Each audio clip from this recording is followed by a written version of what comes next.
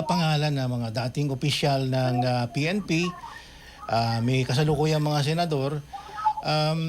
Ano po ang ano nito? Ano po ang ibig sabihin nito sa takbo po ng kaso? Ibig po sabihin sila rin po ay magiging pasasagutin dito sa kaso na ito ni Duterte?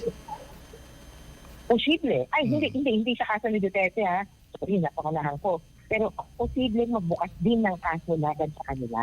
Okay. Yun yun. Separate Pero po. dito sa kaso ni Duterte, oo, mention lang siya. Magbubukas lang ang isang kaso kung itinuturing yung isang tao na among the most responsible for crimes against humanity.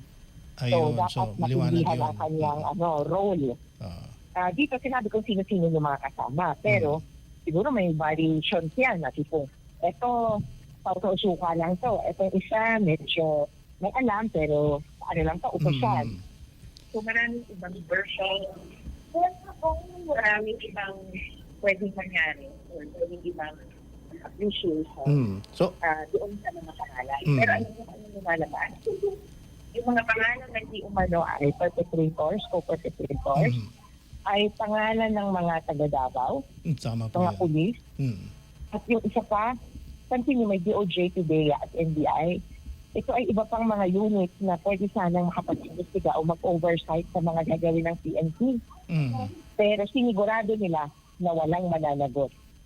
Kaya yan ang nilagay nila sa mga posisyon. Mga Davao boys din. Okay. So paano pong proseso nyo, attorney? Sabi nyo, separate yung kaso ni Duterte dito sa mga binanggit na mga co-perpetrators. Kayo po ba as representing the victims, pwede rin po ba kayong magsampa ng mga separate cases laban dito sa mga pinangalanan na ito ng ICC? Hindi ako magsasampa, hindi din bigyan magsasampa.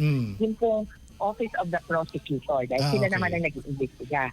Kaya yung prosecutor, yes, pwede po silang magsampa sa mga taong ito. Sabi nga nila sa mga situations o sa isang, parang sinisilip sa isang bansa, up to 6 cases ang nabubuksan nila. So, ibig sabihin nito, attorney, liwanagin ko lang kasi di ba, meron tayong senador na nagtatago dahil akala niya o may naniniwala siya na mayroon na siyang warrant of arrest. Ano ibig sabihin nito, yung mga pinangalanan? Meron na ba silang, pwede bang maglabas ang ICC ng warrant of arrest sa kanila? Or, maaari.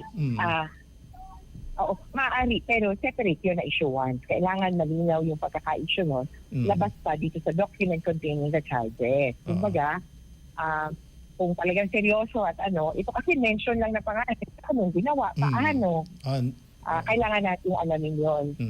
So separate na application for a warrant of arrest at saka sa issue na warrant of arrest, doon natin makikita yung actual na role nila.